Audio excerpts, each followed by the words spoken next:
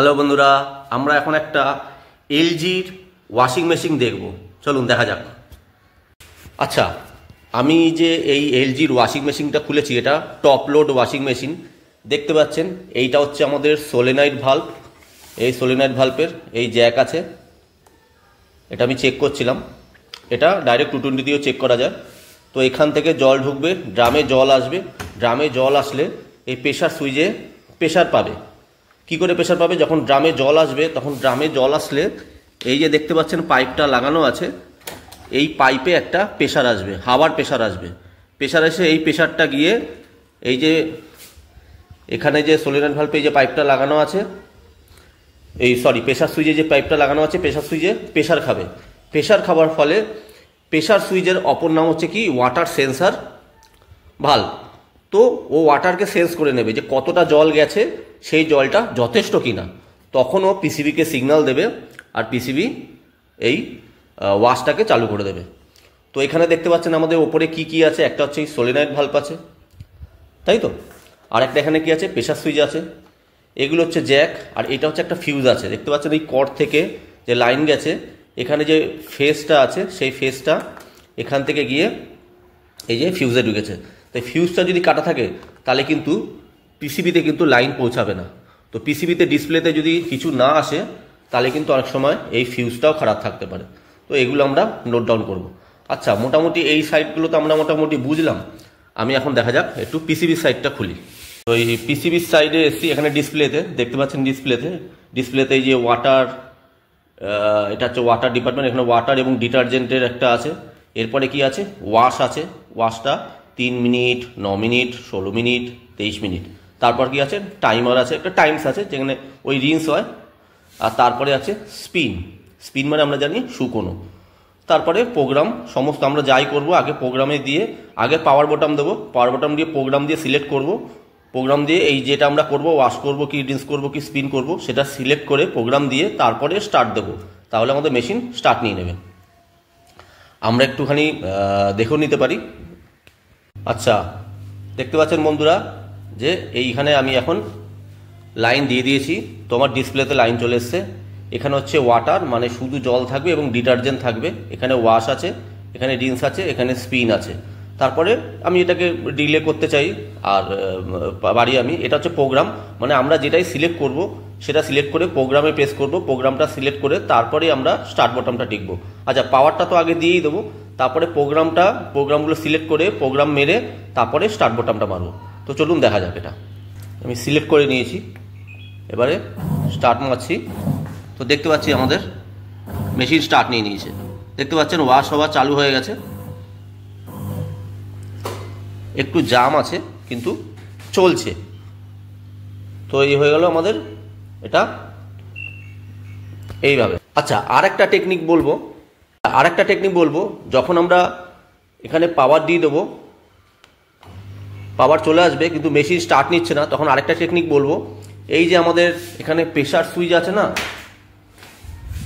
এই প্রেশার সুইচের একটা পাইপ আমরা জানি আমাদের বডিতে আছে। তো লাইন আমি দিয়ে দিয়েছি। লাইন দিয়ে দেখতে পাচ্ছেন এখানে যে এই পাইপটা আছে, পাইপটা আমরা খুলে নেব। খুলে নিয়ে মুখ দিয়ে ফু দেবো। দেখো মুখ দিয়ে এখন ফু দিচ্ছি। ওকে, এটা দিয়ে ফু দিচ্ছি।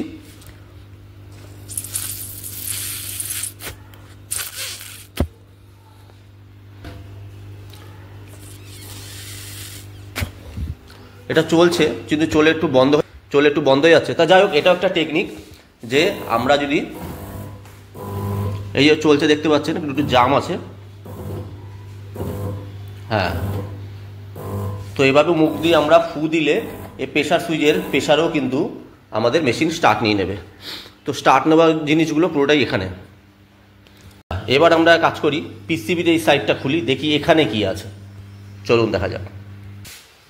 পিসিবির এই সাইডটা খোলার আগে দেখতে পাচ্ছেন এখানে যে ক্যাপগুলো আছে, আমরা কিন্তু এখানে দেখুন কোনো স্ক্রু দেখতে পাচ্ছি না। অ্যাকচুয়ালি এটা একটা লক এবং স্ক্রু দিয়ে লাগানো থাকে। স্ক্রুগুলো কোথায় থাকে? এই যে ছোটো ছোটো ক্যাপগুলো থাকে না, এই ক্যাপগুলোর নিচেই স্ক্রু থাকে। তো চলুন এটা স্ক্রুগুলো খোলা যাক। দেখতে পাচ্ছ এই ক্যাপগুলো খুলেছি, খুলে দেখতে পাচ্ছ এবার এগুলো আমরাই খুললেই আমাদের পিসিবিটা বেরিয়ে আসবে। তো চলো স্টেপ বাই স্টেপ এটাও করি। দেখতে পাচ্ছ এক এক জায়গায় এক এক রকম থাকে, এখানে ছোটো নাটও থাকে, তো এটা তো বিশাল বড়। তো যাই হোক, এটাও খোলা যাক। হ্যাঁ,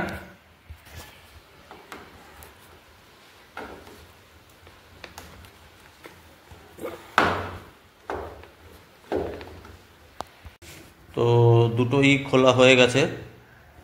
এবারে লকটা খুলে পিসিবিটাকে বার করি। চলুন, এই যে লকটা খুলছি, এখানে এখানে আস্তে আস্তে খুব সাবধানে আস্তে আস্তে আস্তে আস্তে আস্তে করে লকটা খুললে এটা বেরিয়ে যাবে। তো আমি খুলতে আমার দু হাত ব্যবহার করতে হচ্ছে, তাই ভিডিওটাও আমি সেভাবেই করছি, বুঝে নেবেন, তবে আশা করি বোঝাতে পারছি। চলুন, তো এই লকটাকে খুলে যখন আমি যে কোনো এক সাইডে, এইটা একটা টেকনিক আছে, খুব সাবধানে কাজগুলো করতে হয়। এই নাটগুলো খুলে এই লকগুলো ছাড়িয়ে দিল, যে কোনো এক সাইডে বাড়ি মারবেন, দেখবেন এই দেখুন বাড়ি মারছি, এই যে বাড়ি মারছি, তাই না? তো এই টেকনিকগুলো শিখতে হবে। এই করলে এই দেখুন উঠে আসলো। তো এই হচ্ছে টেকনিক, এগুলো খুব ঠান্ডা মাথায় বুদ্ধি করে করতে হবে। তো চলুন এবার পিসিবিটা দেখা যাক। তো এই হচ্ছে আমাদের পিসিবি সার্কিট বোর্ড। তো বার করলাম পিসিবি বোর্ডটা। তো এভাবে খুব সাবধানে দেখো, কোনো ক্ষয়ক্ষতিও হয়নি, কোথাও ভাঙেও নি, কিছুই হয়নি। অথচ এই মেশিনটা কিন্তু আমি প্রথম খুললাম। তার মানে প্রথম জিনিস যেটা খুব টাইট থাকে, অনেক সময় লকটা একটুখানি হয়তো খুলতে একটু অসুবিধা হয়, বাট সাবধানতা বজায় রেখে করলে কিন্তু সম্ভব হয়। এই টেকনিকগুলো একটু ফলো রাখবে। তো চলো এবার পিসিবি কানেকশানগুলো একটু বোঝা যাক। এখানে কী করবো, প্রত্যেকটা জ্যাক খুলবো এবং কর্ড দিয়ে দেখবো যে কোন লাইনটা আমাদের পিসিবিতে আসছে। যদি আমাদের কর্ড থেকে পিসিবি অবধি লাইন নাই আসে, তাহলে তো পিসিবি অনই হবে না, ডিসপ্লেও তো কিছু দেখাবে না, ডিসপ্লেও কিছু অন হবে না। তাহলে আমাদের দেখা গেলো লাইন আসছে না। আমাদের এইগুলো দেখে নিতে হবে যে এই ফিউজটা যেটা দেখিয়েছিলাম, এই যেখানে মনে আছে শুরুতে, এই ফিউজটাও খারাপ থাকতে পারে, কেটে যেতে পারে, আর তার জন্য এই পিসিবি অবধি লাইন পৌঁছাতে নাও পারে। তো পিসিবিতে যদি লাইন না পৌঁছায়, তাহলে পিসিবি অন হবে না। আর অবভিয়াসলি পিসিবি খারাপ হলে তো এমনি লাইন অনও হবে না, ছাড়বেও না, সেটা তো আলাদা ব্যাপার। তো আমরা ছোটোখাটো ব্যাপারে এইভাবে জিনিসগুলো পরপর আমরা চেক করব। জ্যাকগুলো আমরা খুলছি, এরও একটা কায়দা আছে। এই আমি টেস্টার নিয়েছি, আর দেখো এই ঠিক এই গোড়ায় আমি আস্তে আস্তে করে এভাবে আস্তে আস্তে খুব সাবধানে আমি এই জ্যাকগুলো খুলব, ঠিক আছে? তো এরও একটা টেকনিক আছে। তবে একটা খুলে নিয়েছি, তো এভাবেই আমরা বাকিগুলো পরপর খুলব। চলো এইটা খুলে নিয়েছি, এবার একটু এইটা দেখা যাক। এইটা এমনি হাত দিয়ে টেনেছি, তাতেই খুলে গেছে, একটু জোর দিয়েছি, টেনেছি, খুলে গেছে। কিন্তু এই যে এইগুলো চাপ দেবে, ওকে, এই লকগুলো যদি চাপ না দাও তাহলে কিন্তু খুলবে না। এই যে দেখছো এই লকগুলো, এই চাপ না দাও তাহলে কিন্তু এটা খুলবে না। তো এখানে চাপ দিতে হবে, চাপ দিলে এটা খুলে যাবে। আর যখন খুব টাইট থাকবে তখন স্ক্রুড্রাইভার দিয়ে একটু খুঁচিয়ে নেবে, তাহলে দেখবে বেরিয়ে যাবে স্টেপ বাই স্টেপ।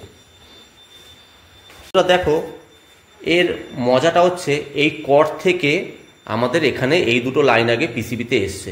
এইটা হচ্ছে ফেজটা এসছে। আমাদের যদি আগের ফিউজটা কাটা থাকতো তাহলে কিন্তু এই ফেজটা কিন্তু পিসিবি অবধি আসতোই না। আর এই দুটো হচ্ছে নিউট্রাল মানে একটা নিউট্রাল পিসিবিতে পৌঁছাচ্ছে, আরেকটা নিউট্রাল বেরিয়ে আমাদের এই ওয়াশিং মেশিনে যেখানে যেখানে নিউট্রাল দরকার, যেমন মোটরে দরকার, ড্রেন পাম্পে দরকার বা সলিনয়েড ভাল্ভে দরকার, সেখানে সব জায়গায় নিউট্রালটা পৌঁছে যাচ্ছে। মানে একটা নিউট্রাল আমরা পিসিবিতে দিচ্ছি, আর একটা নিউট্রাল বেরিয়ে সমস্ত জায়গায় যাচ্ছে। তো আমরা এই দুটোকে যদি জাম্পার করে দিলে কিন্তু তাহলে কিন্তু এটা ডাইরেক্ট নিউট্রাল হয়ে যাবে। তখন কিন্তু আমরা এই ফেজ থেকে কিন্তু আমরা ফেজ দিয়ে কিন্তু আমরা এখান থেকে একটা ফেজ নিয়ে আমরা প্রত্যেকটা জ্যাকে এখান থেকে ফেজ নিয়ে আমরা প্রত্যেকটা জ্যাকে যদি এরকম ফেজ দিতে থাকি, তাহলে যেই জ্যাকের সাথে যেই জিনিসের কানেক্ট আছে, যদি মোটরের থাকে, যদি ড্রেন পাম্পের থাকে বা সলিনয়েড ভাল্ভের থাকে, সেগুলো কিন্তু পরপর চলতে থাকবে। তো এই জন্য এই জিনিসটা আমি ভিডিওটা করছি, দেখো আমাদের দেখাচ্ছিও, এক হাতে ভিডিও করছি, যদি একটু অসুবিধা হচ্ছে তাও দেখাচ্ছি। যেমন ধরো এই জ্যাকটা, তো এখানে আমি কন্টিনিউটি টেস্টার লাগিয়েছি, তাই তো। এবার আমি দেখো এটা নিউট্রাল না ফেজ কী করে বুঝবো? আমাদের জানি কর্ডের ডান সাইডে ফেজ থাকে, এ দেখো যে দিলাম, এ দেখো লাইটটা জ্বলছে, বুঝতে পারছো? তার মানে এই যে ফেজটা সেটা হচ্ছে এইটা। তো এই লাইনটা কোথা থেকে আসছে? ওই ভায়া কিন্তু ওই ফিউজগুলো ওই সাইডের হয়ে তারপর কিন্তু এখানে আসছে। ওখানে যদি ওদিকে কোনো ডিস্টার্ব থাকে তাহলে কিন্তু এইখানে কিন্তু এত অবধি লাইনটা পৌঁছাবে না, যার ফলে পিসিবি কিন্তু ফেজ পাবেই না। একই রকমভাবে এই সাইডে যেটা আছে এখানে কিন্তু নিউট্রাল আছে, এটাও দেখে নিই চলো। এ দেখো আমি এখন এখানে দেখো এই জ্যাকটার মধ্যে এইটাতে গুঁজে দিয়েছি। এবার আমি দেখছি, দেখো এ দেখো নিউট্রাল আসলে এ দেখো লাইট জ্বলছে, বুঝতে পারছো?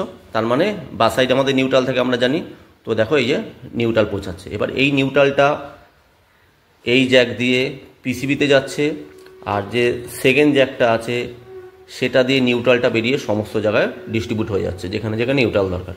তো আমরা কিন্তু এই দুটো যদি জাম্পার করে দিই, এই যে এই দুটো জ্যাক, তাহলে কিন্তু জাম্পার করে দিলে কিন্তু ডাইরেক্ট নিউট্রাল পেয়ে যাবে। তখন আমরা এখান থেকে ফেস নিয়ে যেই জ্যাকে যেমন যেমন করে ফেস দেবো তেমন তেমন করে কিন্তু সমস্ত জিনিস চলবে। আমি আশা করি বোঝাতে পারছি। একটু বুদ্ধি খাটাতে হবে, একটু কমন সেন্স খাটালে পুরো ব্যাপারটা বুঝতে পারবে ওয়াশিং মেশিন কীভাবে।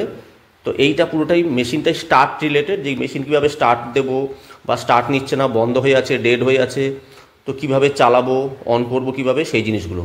আর এই এখানে যদি ফেজ যদি আমাদের ফিউজ যদি আমাদের কাটা থাকে বা দেখা গেল প্রেশার সুইচ খারাপ আছে বা সলিনয়েড ভালভ খারাপ আছে, তাহলে কিন্তু মেশিন স্টার্ট নেবে না। তো এখানেও আমরা বলেছি যে প্রেশার সুইচ বা সলিনয়েড ভালভ খারাপ জন্য আমরা এমনি যদি আমার পিসিবিতে লাইন আছে, আমরা যদি ওই মুখ দিয়ে পাইপটা ফু দিই তাহলে কিন্তু প্রেশার সুইচ ভালো থাকলে কিন্তু মেশিন স্টার্ট নিয়ে নেবে। তখন আমরা বুঝে যাবো যে আমাদের সলিনয়েড ভালভ খারাপ। তো এইভাবে কিন্তু আমরা পরপর চেক করতে পারবো, এবং আমরা সলিনয়েড ভালভকে ডাইরেক্ট লাইন দিয়েও চেক করতে পারবো, ডাইরেক্ট 220 দিয়েও চেক করতে পারবো। হ্যাঁ, অবশ্যই প্রেশার সুইচকে ডাইরেক্ট লাইন দিয়ে দেওয়া যাবে না, কেন এটা ডিসি হয়। এটা কিন্তু আমরা ওই একমাত্র পদ্ধতি হচ্ছে আমরা ওই মুখ দিয়ে ফু দিয়ে চালিয়ে আমরা দেখতে পারবো। তো বন্ধুরা, এই ধরনের 100% প্র্যাকটিক্যাল ভিডিও পেতে কাজ শিখতে গেলে আমাদের ইনস্টিটিউটে আসুন, কাজ শিখুন। আর যদি ভিডিও দেখেই শিখতে পারেন তাহলে ভিডিওটাও দেখুন, সাবস্ক্রাইব করুন, লাইক করুন, শেয়ার করুন। চলুন, সন্তু চক্রবর্তী, বাই।